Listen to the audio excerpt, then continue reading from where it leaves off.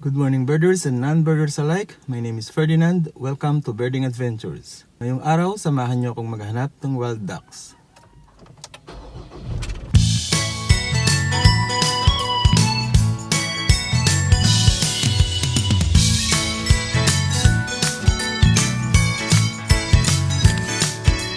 Magandang umaga ulit. Tulad ng nabanggit ko kanina, ngayong araw ay maghahanap tayo ng wild birds. Ang pupuntahan natin ay tinatawag na Canarem Lake and Bird Sanctuary sa Barangay Canarem, Victoria, dito pa rin sa Tarlac. Malapit lamang ito sa amin. It's about 20 kilometers away and it will take us approximately 30 minutes to go there. Ang ipinagmamalaki ng Canarem Lake ay ang marami nitong wild ducks. Sa 3 beses na pagpunta ko doon, lagi akong nakakita ng daan-daan kung hindi man libo-libong wandering whistling ducks. Nakakita rin ako ng mga Philippine duck at tufted duck. At ayon sa record ng ibang mga birders, nakakakita din sila ng garganey at ng northern shoveler. Noong una, inisip ko isikreto sana ang pangalan at address ng lugar para na rin sa safety ng mga ibon. Pero naisip ko rin na I believe dineclare na ito ng local government bilang isang bird sanctuary at pinopromote talaga nila bilang isang pasyalan. Isa pa, bago makapasok sa lugar, kailangang dumaan muna sa isang private property at magpaalam sa may-ari or at least sa caretaker. So, I believe kahit papano it will deter potential hunters and poachers in entering the area.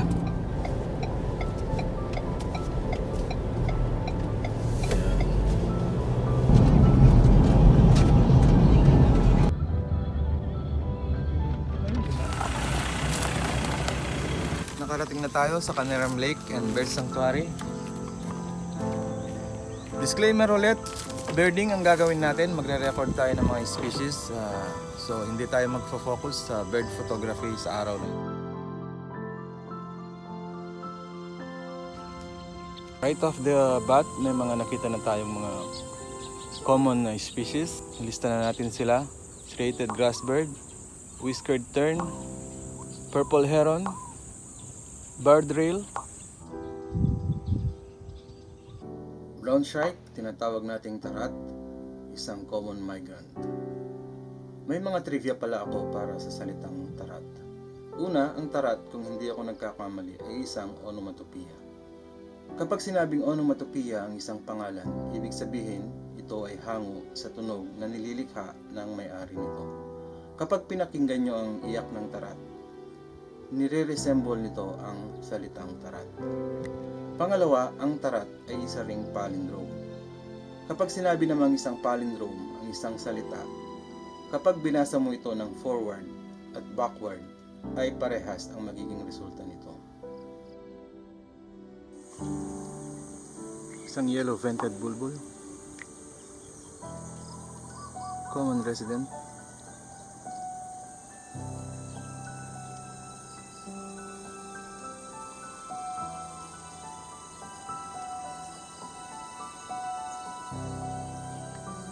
nakita na natin ng maayos ito sa isa sa mga previous posts ko.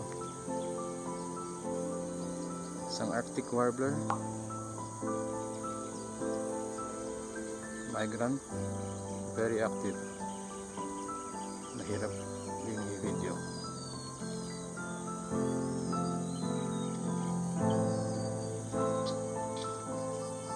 Philippine pied fantail, tinatawag na Maria Capra, common endemic.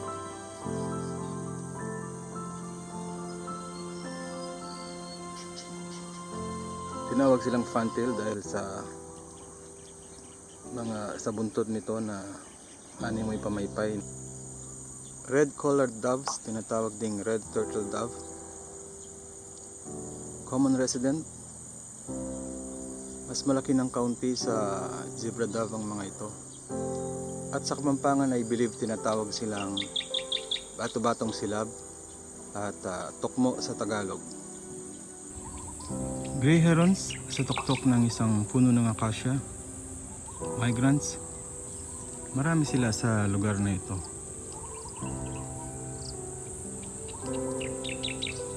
Idagdag na rin pala natin ang long-tailed shrike, golden-bellied gerygone, intermediate egret, at blue-tailed bee-eater. Wild ducks ang sadya natin dito, kaya halina kayo, hanapin natin sila.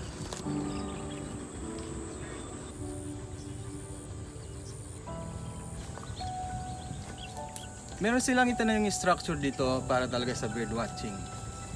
At sa pagre-research ko kagabi, at actually nabanggit na rin ng aking kuya, na one time nagpunta pa rito si Antoinette Tos para sa isang report sa CNN. Mamaya susubukan nating puntahan yung structure, yung bird watching platform. Medyo malayo kasi siya mula dito. At nakita nyo naman yung daan kanina, hindi siya pwede sa sasakyan. So titingnan natin kung mapupuntahan natin siya. Isang lalaking pied bushchat, common resident. Wala pa tayong napa-flash ng mga wild ducks, ewan ko kung bakit. Supposedly nagsisiliparan na pa sila ngayon.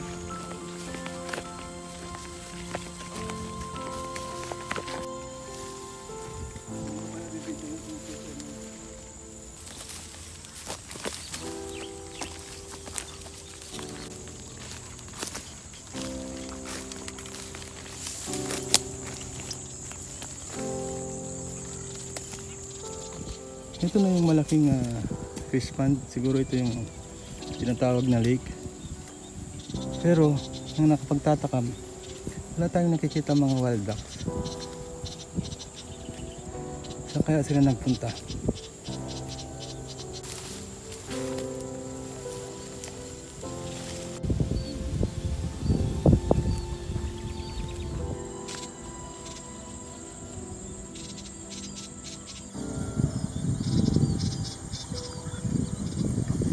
Chestnut munya,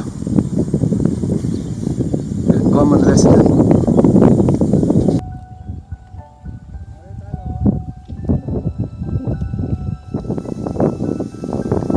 Wandering whistling ducks, tinatawag na tumara sa Kapampangan. Ibilin pato sa Tagalog. Nakapagtataka dahil kaunti lamang sila ngayon.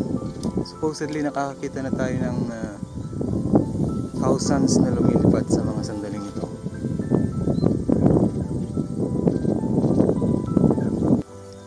Isang spotted dove, common resident. Tinatawag itong tukmo sa Tagalog.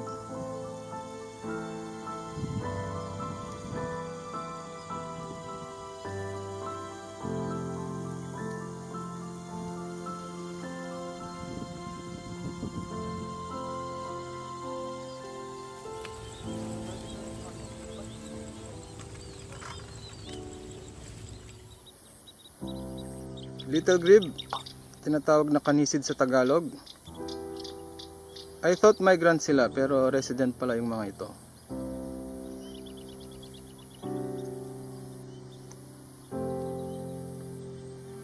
Nagda-dive sila sa tubig para kumuha ng kanilang makakain.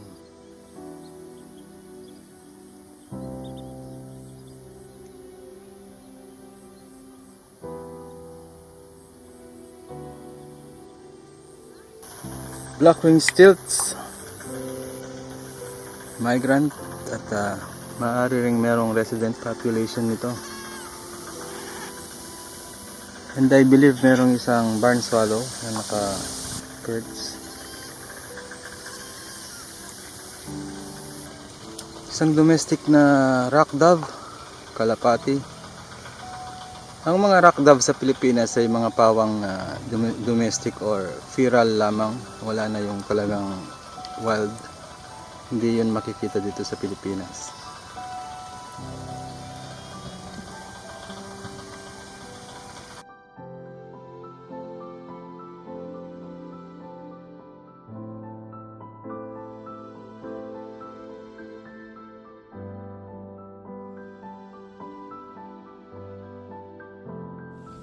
Nakakapagtaka pero wala talagang mga wild ducks. Ibang iba ito sa inimagine ko kaninang papunta tayo dito. Pero so far ang mga nakita ko na hindi napicturean, ilista na natin. Common kingfisher, collared kingfisher, Eurasian moorhen, at yellow bittern. Idagdag na rin natin ang black-crowned night heron, cinnamon bittern, at Javan pond heron. Halos nalibot na namin itong buong lake. Kita nyo naman. Pero wala pa rin kami nakitang maraming mga wild ducks. So, nakakapagtaka talaga. Kahit yung mga shanks, yung red shanks and green shanks, wala sila ngayon. Kahit yung mga jacana, yung mga swamp hen, zero.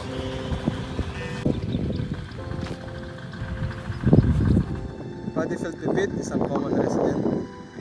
Sa Tagalog tinatawag itong pipit lata o kaya naman ay sipyakan.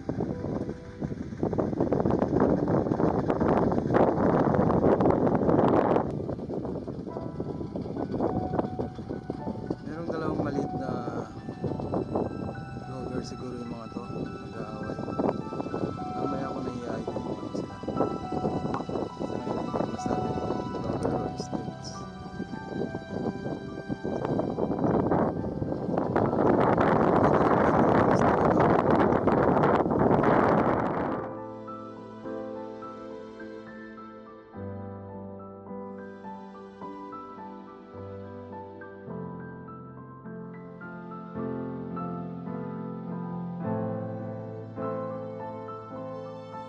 Total wala naman tayong makita mga wild ducks. Puntahan na natin yung sinasabi kong bird watching platform.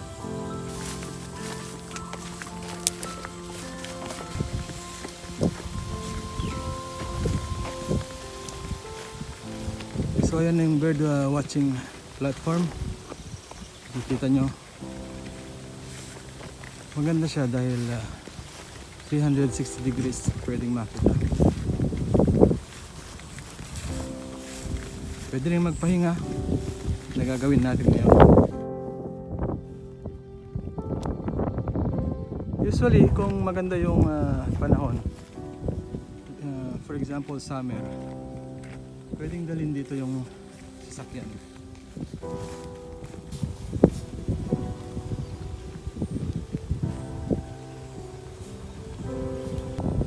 Nandito na tayo ngayon sa taas ng viewing platform. Dito makikita nyo yung 360 degree view ng lugar. Kanina pala sa ibaba may napicturean akong isang Eurasian tree sparrow. Bilang na rin natin siya. Sa kabilang side ito ay Chico River. Chico River. May mga nangingisda.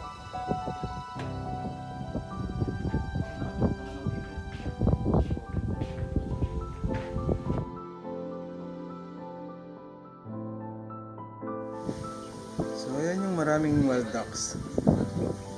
Dumating sila kung kailan nandito na kami sa malayo. Yan ang mga kanina pa natin hinahanap.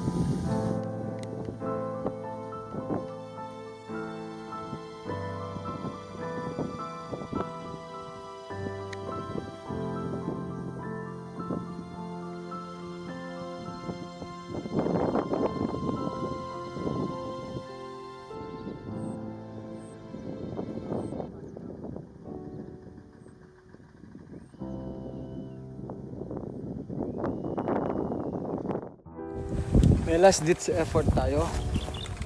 Pupuntahan natin yung isang fish pond na nakita natin kanina ba nung papasok tayo. Marami tayong nakitang egrets doon.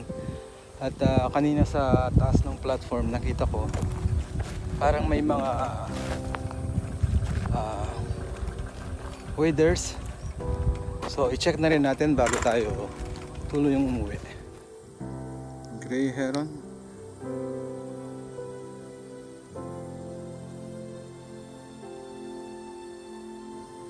Great egrets at mga black-winged stilts.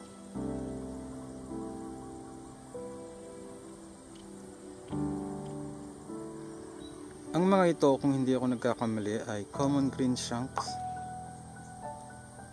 Migrant dito sa Pilipinas. Nakakita na rin ako dati dito sa lugar na ito. And even in Saudi. I believe may mga green shank sa mga ito, yung medyo malaki, mahaba ang mga tuktok, pero meron ding iba.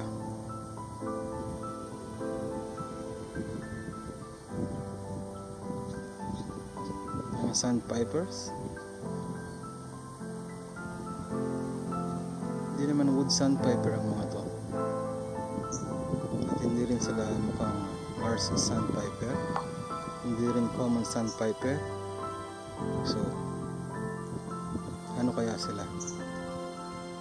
Isang little egret, obserbahan nyo yung kanyang paa.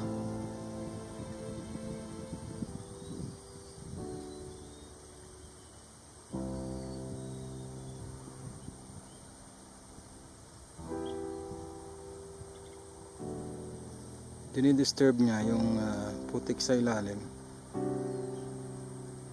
para lumabas yung mga isdang nagtatago.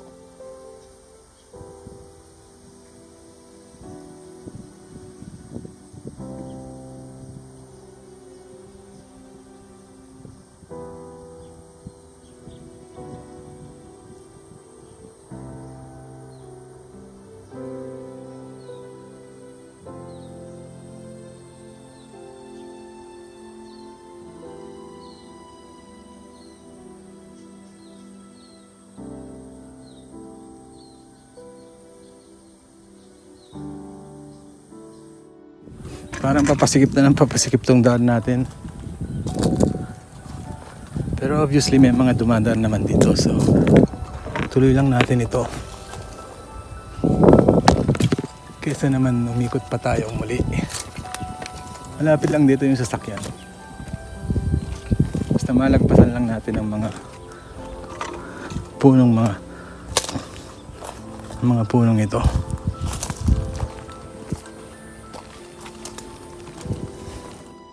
Doon nagtatapos ang unang birding adventure natin sa Canarem Lake and Bird Sanctuary. Hindi ako nakagawa ng isang magandang outro doon dahil may nangyari sa akin. Pagdating ko sa sakyan, nahilo ako bigla, nagdilim ang aking paningin at akala ko hihimatayin ako. First time na nangyari sa akin yun in my 5 years of birding, and for a moment, naisip ko hindi kaya ako nabate, lalo na't sumungo ako dun sa kakahuyan. Anyway, nakita nyo naman yung lugar. Maganda siya for birding and even for casual viewing. So kung birder kayo, or kung gusto nyo lang makakita ng nature, mag-relax, mag-unwind, at malapit kayo dito sa Tarlac, welcome kayo doon. Basta hindi kayo mga poachers and hunters. Salamat din pala dun sa dalawa na sinamahan ako nung araw na yun, si John Rainer at Leon Nathaniel. Nahilo ako sa mga video nila pero nagawa ko namang pagdugtong-dugtongin. So good job na rin. And finally, kung nagustuhan nyo itong video, please like it and check nyo na rin yung iba pa. Please subscribe to my channel na rin, hit the notification bell para agad nyong malaman tuwing may mga bagong post ako. At tulad ng lagi kong sinasabi, I'll see you next time.